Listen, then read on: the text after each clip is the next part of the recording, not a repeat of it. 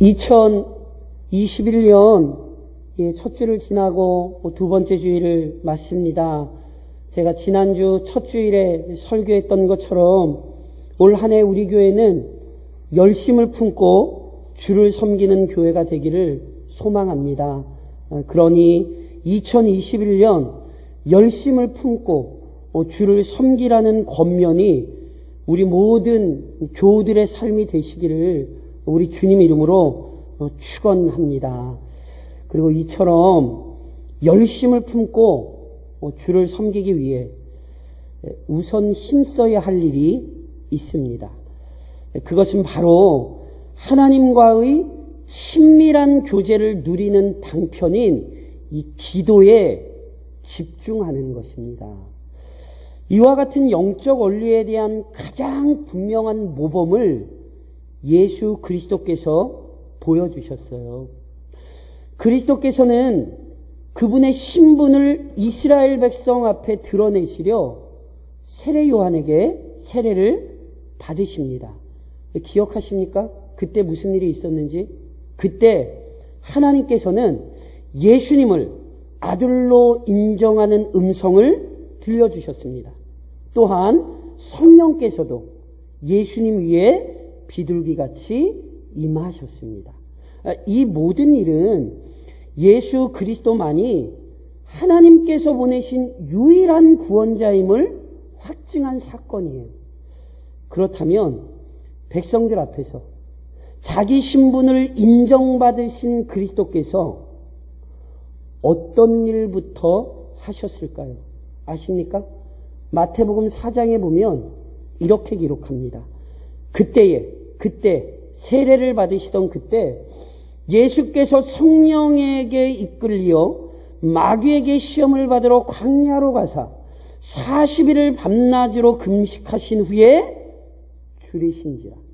그때에 세례 요한에게 세례를 받으시며 그의 신분을 드러내신 그때에 그리스도께서 가장 먼저 하신 일은 기도였습니다. 그리스도께서는 성령에게 이끌려 광야로 들어가셨고 40일간 금식하며 기도하셨습니다. 다시 말씀드리면 열심을 품고 사명을 감당하기 전 그분은 먼저 열심을 품고 기도하셨습니다. 아버지 하나님의 뜻을 실행하기 전에 아버지 하나님 앞에 엎드려 기도하셨습니다. 그리고 이와 같은 삶의 원리, 신앙적 태도를 언제나 잃어버리지 않으셨어요. 그리스도께서는 열심히 복음을 전하시다가 때로 식사를 거르기도 하셨거든요. 그러니까 어찌나 열심을 품고 섬겼던지 친족들이 미쳤다고 여기고 말리러 나설 정도였어요. 그런데 그처럼 분주했던 일상 속에서도 그분은 기도를 중단하지는 않으셨지요. 마가복음 1장에 보면 예수님에 관해 이렇게 기록해요. 새벽 아직도 밝기 전에 예수께서 일어나 한적한 곳으로 가사 거기서 기도하시더니 예수님께서 아직 밝기도 전 새벽에 왜 기도하신 줄 아세요? 그때 외에는 기도할 시간을 만들어 내실 수가 없어요. 왜냐하면 동트면 사람들이 몰려다녀서 식사할 겨를도 없고 미쳤다고 소리를 들을 정도였다니까요. 예수님이 새벽을 좋아서 새벽에 기도하신 게 아니라 그때가 아니면 기도를 하실 수 없었기 때문에 그래요. 십자가라는 큰 사명을 감당하시기 전에도 예수님 기도하셨잖아요. 누가복음 22장이 우리에게 이렇게 가르치죠. 예수께서 나가사 습관을 따라 뭐라고요? 어쩌다 한번 기도하신 거 아니에요. 습관을 따라 감람산에 가심에 제자들도 따라갔더니 그분에게 기도는요 습관이었어요. 그래서 심지어 십자가에 못 박혀 고통스럽게 죽어가던 순간에도 그분은 기도하셨죠. 영적 무지함에 사로잡혀 그리스도를 대적하던 죄인들을 위해 중보기도 하셨어요. 힘겨웠던 사명을 원망하거나 불평하지 않으시고 자기 영혼을 하나님께 위탁하셨죠. 그러니까 누구보다 이 땅에서 열심을 품고 하나님을 섬기셨던 그리스도께서는 누구보다 열심을 품고 매일매일 기도하셨습니다. 이렇듯 열심을 품고 주를 섬기기 원한다면 먼저 열심을 품고 기도해야 합니다. 기도가 없이는 믿음의 삶을 살아갈 수도 없고 사명을 감당할 수도 없습니다. 그런즉 열심을 품고 주를 섬기기 위해 먼저 기도에 대해 살펴보려 합니다. 누구보다 열심히 기도하셨던 그리스도, 바로 그분이 친히 가르쳐 주신 주기도문을 살펴보며 기도에 대해 바르게 이해하고 우선 온전한 사람들로 세워지기를 소망하는 것입니다.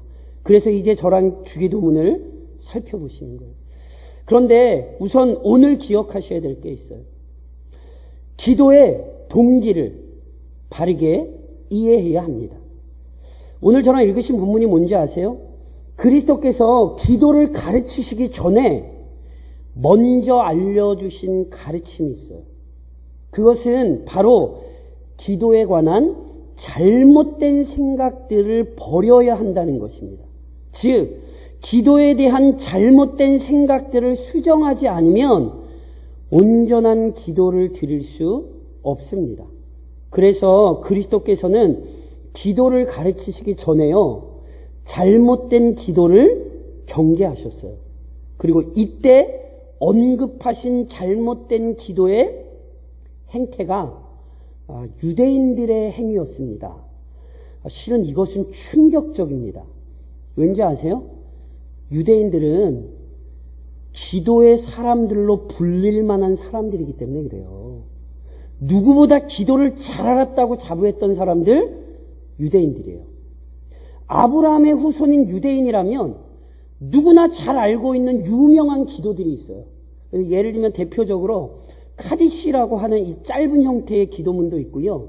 또한 세몬의 에스레라 불리는, 저희가 보통 이제 18번의 축복으로 구성되어 있는 조금 긴 형태의 기도문도 있거든요. 그러니까 어떤 기도문이 됐든지 유대인들은요, 이와 같은 기도문들을 적어도 매일 2-3번씩은 낭송했어요. 이건 유대인이면 반드시 하는 일이에요.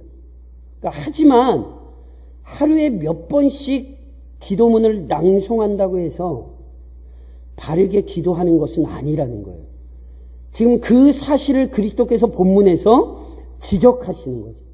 오늘 저랑 읽으시는 5절에 이런 말씀이 있었어요. 또 너희는 기도할 때에 외식하는 자와 같이 하지 말라. 그들은 사람에게 보이려고 회당과 큰 거리 어귀에 서서 기도하기를 좋아하느니라.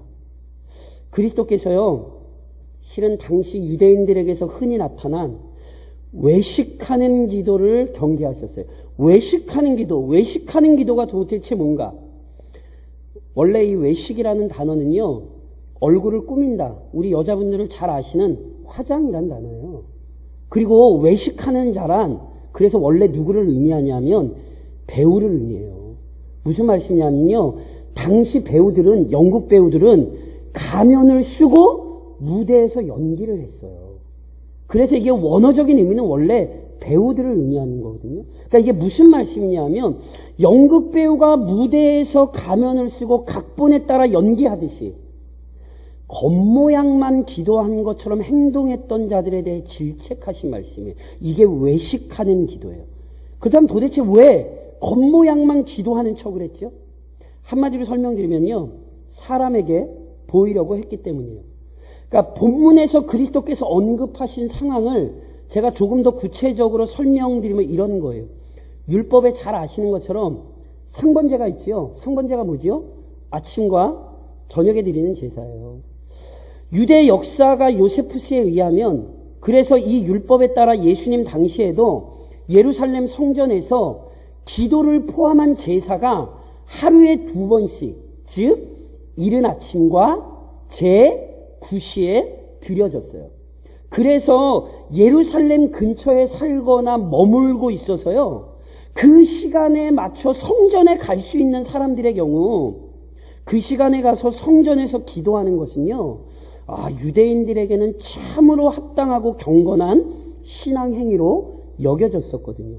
그러니까 당시 이러한 유대인의 관습을 성전에서 드려진 바리새인과 세리의 기도를 비교하며 교훈을 주셨던 그리스도의 비유에서도 알 수 있죠. 게다가 사도들 역시 이와 같은 신앙의 경건한 모습을 따르고 있었다는 거 아세요? 그래서 사도행전 3장에 보시면 잘 아시는 구절이 나오잖아요.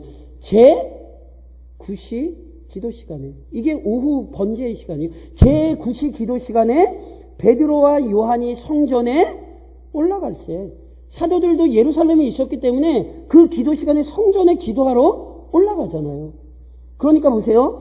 그 시간에 성전에서 기도하는 것은 굉장히 경건함의 증거였는데, 그때 그 제시간에 맞춰 성전에 올 수 없는 경우에는요, 회당이나 큰 거리에 서서 기도하는 것도 용납되었어요. 그러니까 본문에서 예수님께서 회당과 큰 거리 어귀에 서서 기도했다는 것은 지금 이런 경우를 의미하는 거예요. 그런데 문제는 이런 일들이 자기 자신을 뽐내려는 의도로 벌어졌다는 거예요. 그러니까 성전에 올 시간이 안 돼서 여기서 기도한 게 아니라 일부러 여기에서 기도하는 거예요. 물론 그리스도께서 문제 삼으신 것은 공개된 장소에서 기도했다는 의미가 아니에요. 그리스도께서도 때로 많은 사람들 앞에서 기도하셨어요. 대표적으로 예를 하나 드려요. 나사렛의 무덤 앞에서 사람들 다 보고 계시는데 예수님 거기서 기도하셨잖아요. 그러니까 지금 예수님께서 지적하신 것은 장소가 아니라 기도하던 자들의 마음 상태예요. 외식한 자들은요, 연약한 인생들의 간구에 귀 기울이시는 하나님께 기도한 것이 아니라 자신의 기도 생활을 많은 사람에게 나타내 보이려고 기도했어요. 그래서 자신을 과시하려고 일부러 큰 거리와 회당에 서서, 즉 사람들이 많은 곳에서 일부러 기도하고 있다고요. 그리스도께서는 바로 이러한 태도가 부당하다 지적하신 거죠. 이건 굉장히 합당해요. 왠지 아세요?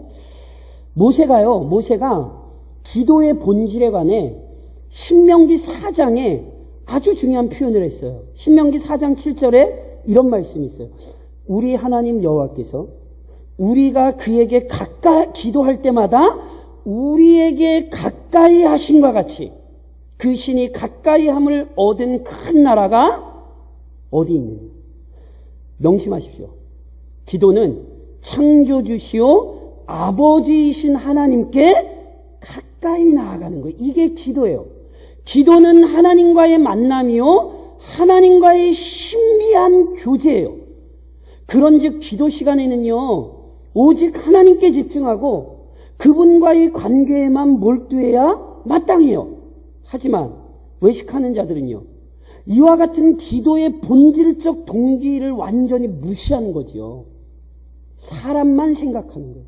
이들은 기도를 통해 실제로 경험하고 누려야 할 하나님과의 교제에는 관심이 없어요.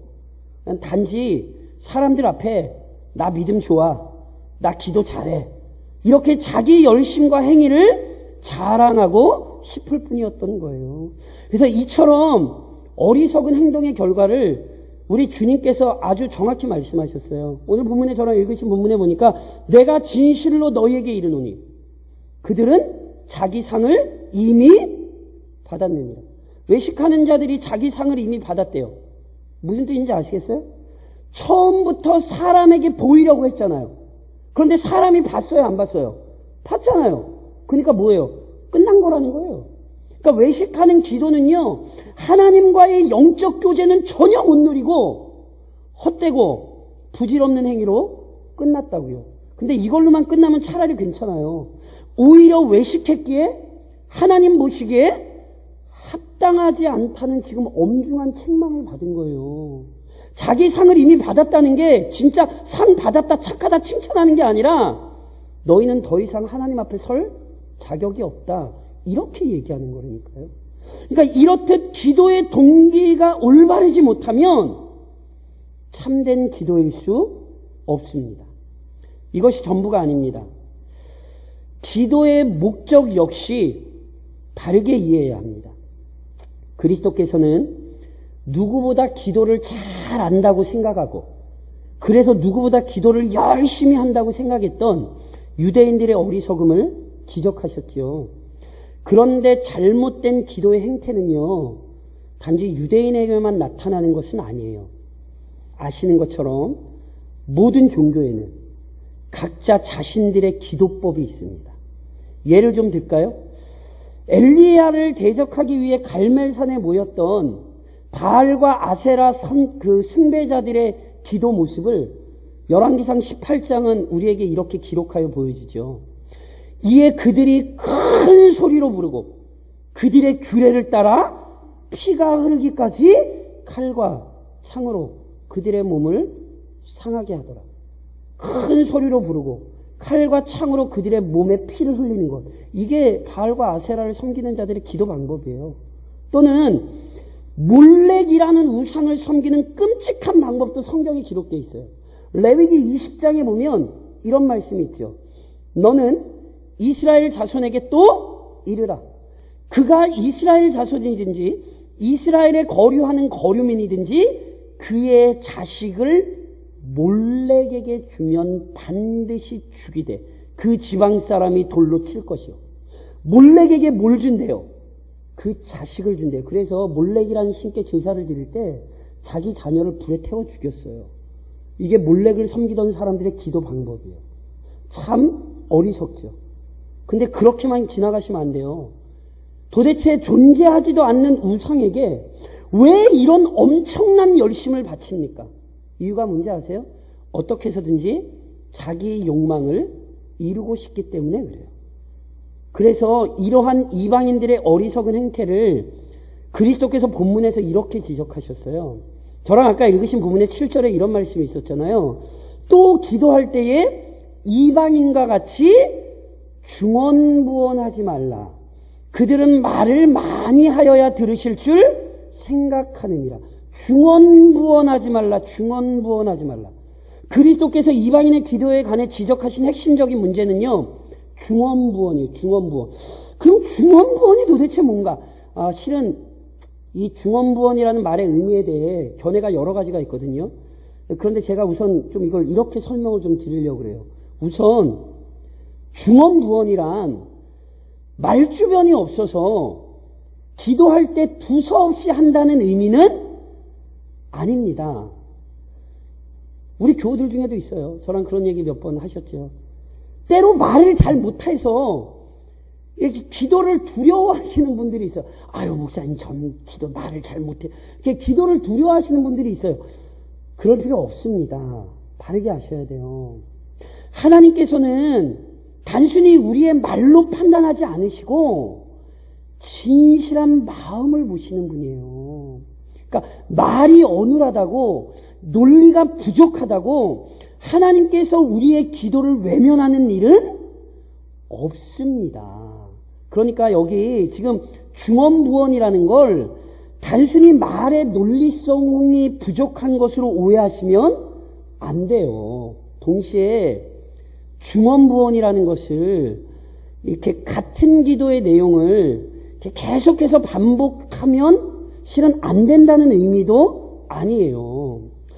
그리스도께서 십자가를 앞두고 겟세마네 동산에서 기도하셨죠. 어떻게 기도하셨는지 기억하세요? 마가복음 14장에 보면 마가복음 14장 39절에 우리 주 예수 그리스도께서 어떻게 기도하셨는지 이렇게 표현이 되어 있어요. 다시 나아가 동일한 말씀으로 기도하시고 뭐라고요? 다시 나아가 어떤 말씀? 동일한 말씀으로. 그래서 아시죠? 예수께서 겟세마네 동산에서 우리가 성경에 기록된 대로 아는 것처럼 똑같은 말씀으로 몇 번 기도하셨어요? 3번 기도하셨잖아요. 예수님만 그렇게 기도하신 거 아니죠? 바울 역시 자기에게 있던 어떤 질병 때문에 3번 간구했다고 말하거든요. 근데 여기 진짜 3번이라는 걸 실제로 기도했던 횟수가 3번이라는 얘기가 아니라 할 수 있는 한 많이 기도했다는 얘기예요. 그런즉 간절한 기도를 품고 같은 내용의 기도를 하나님 앞에 계속하여 기도하시는 것, 이거 잘못된 기도 아니에요. 보세요. 우리 중에 어느 분은 몇십 년째 똑같은 기도를 하시는 분이 계세요. 그게 잘못됐나요? 아니에요. 그게 중언부언 아니에요. 본문에서 언급하신 중언부언이란 쉽게 설명드리면 주문을 외우는 거예요. 주문을 외우는 거. 그래, 주문이 뭔지 아세요? 주문이란 어떤 바람이나 소망을 이루기 위해 사용하는 글귀죠. 그래서 누구든지요, 똑같은 주문을 사용하잖아요? 그럼 똑같은 결과를 얻게 되는 거예요. 이거는요, 주문만이 아니에요. 주문이란 언어로 드러난 거고, 아까 저랑 살펴봤던 칼로 상하고, 자식을 죽이고, 이런 걸 다 저희가 뭐라 그러냐면 주술이라 그래요. 주술. 언어로 표현하면 주문이 되는 거고요. 그것을 어떤 행동이나 방식으로 표현하면 주술이 되는 거예요. 그래서 특별히 오늘 본문에도 보면 말을 많이 하여야 들으실 줄 안다는 표현에서 알 수 있는 것처럼 이방인들은요, 같은 주문을 많이 외우면 외울수록 능력이 더 강해진다라고 생각을 했어요. 자식을 더 많이 바치면 바칠수록 효과가 더 좋다고 생각을 했고요. 부적을 더 많이 쓰면 많이 쓸수록 자기의 힘이 세진다고 생각을 했어요. 그러니까 결국 주문이나 주술을 열심히 사용하는 이유는 뭐냐면 자기 욕망을 반드시 이루기 위해서예요. 그러니까 이런 의미에서 중언부언하며 기도한다는 건 기도를 주문처럼 사용한다는 거예요. 다시 설명드리면 기도를 통해 하나님을 자기 뜻대로 움직여서 자기가 욕망하는 것을 얻어내려는 어리석은 행태를 지적하는 말씀이라고요. 하나님, 제가 이렇게 기도하니까 하나님 반드시 이 기도대로 응답하셔야 돼요. 이게 진짜 중언부언이에요. 그리고 아세요? 이게 우상숭배의 다른 표현이에요. 당연히 기도가 아니죠. 명심하십시오. 참된 기도는 하나님을 우리 마음대로 움직이려는 방법이 아니에요. 성경의 가르침대로 하나님을 만물의 창조주요 통치자로 섬기는 사람이라면 절대로 하나님을 자기 뜻에 따라 움직여 보겠다는 생각을 품지 않습니다. 앞으로 저랑 자세히 다루고 살펴보시겠지만 기도는 잘 기억하셔야 돼요. 내 뜻대로 하나님을 움직이려는 시도가 아니에요. 기도는 오히려 하나님의 뜻을 이해하고 그래서 그분의 뜻을 구하고 그 뜻대로 내가 살겠다는 결단이요, 실천이에요.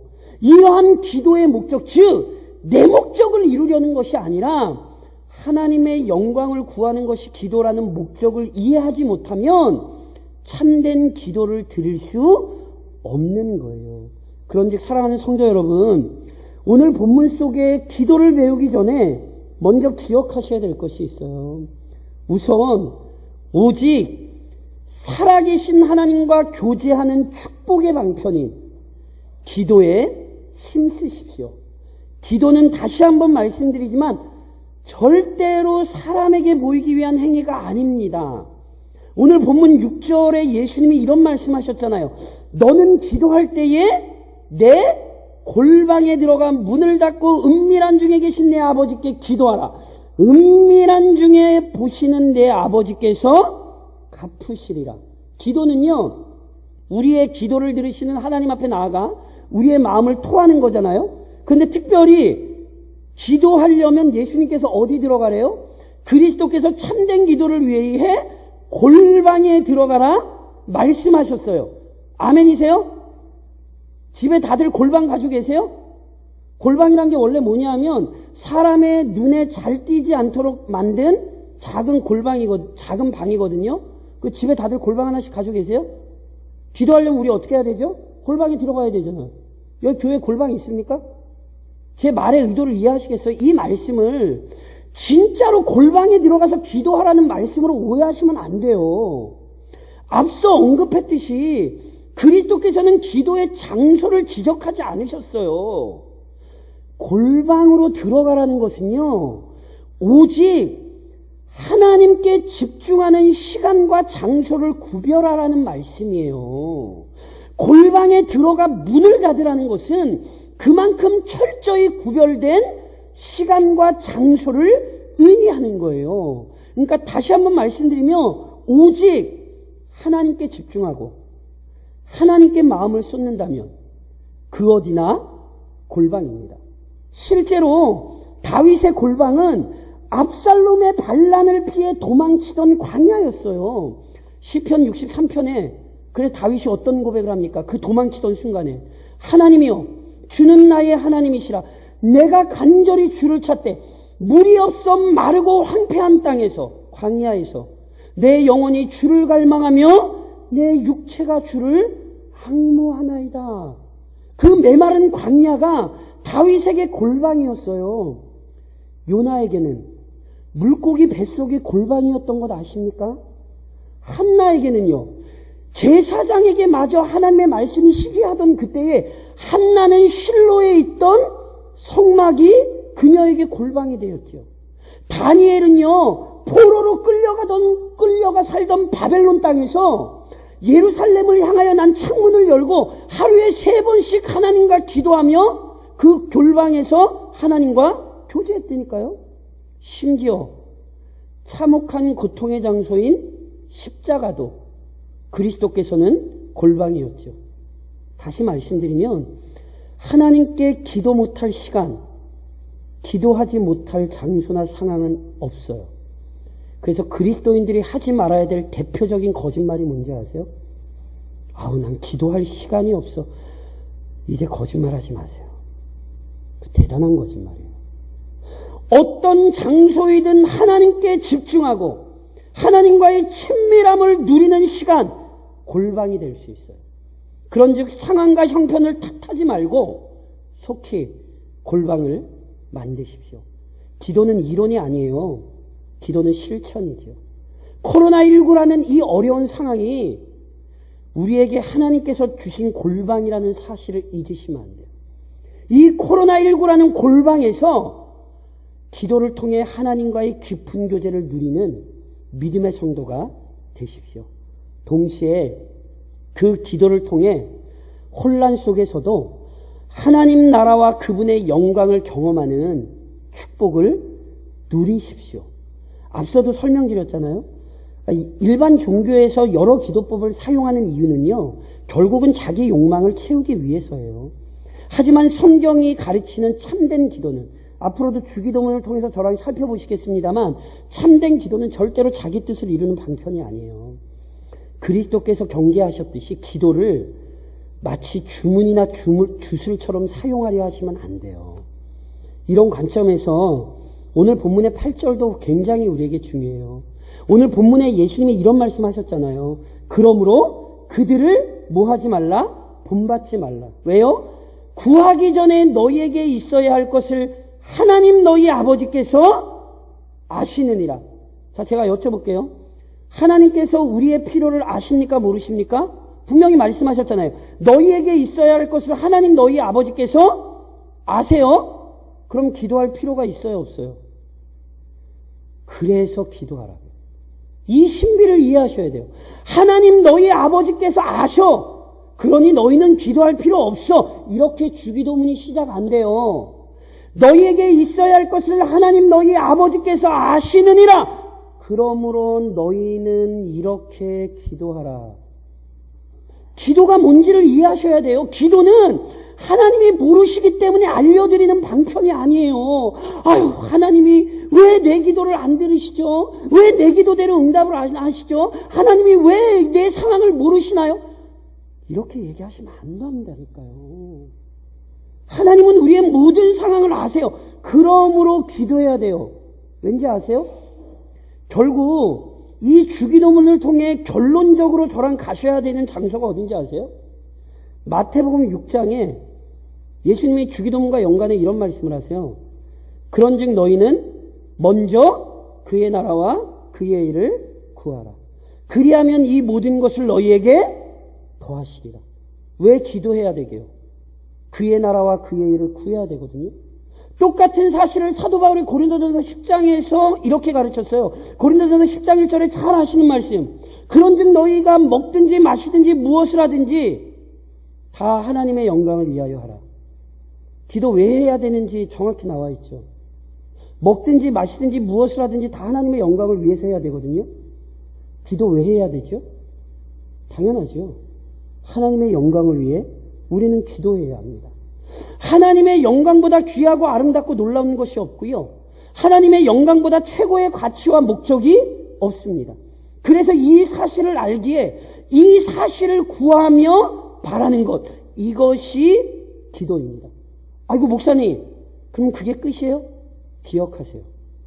하나님의 영광을 구할 때 실제로 이 땅에서 하나님의 영광이 나타나고 그분이 통치하는 일들을 경험하며 살게 됩니다. 비록 우리가 이 땅 가운데 사나 하나님의 영광을 경험하며 오늘을 살게 되는 거예요. 누가? 하나님의 영광을 구하며 사는 자가. 이것보다 더 복된 것은 없습니다. 그런즉 거룩하신 하나님을 아는 자답게, 그 영광을 이해한 자들답게 기도를 통해 그 영광을 구하고 동시에 그 영광을 매일매일 경험하는 삶을 살아가시기를 우리에게 기도를 가르치셨던 주님의 이름으로 권면드립니다.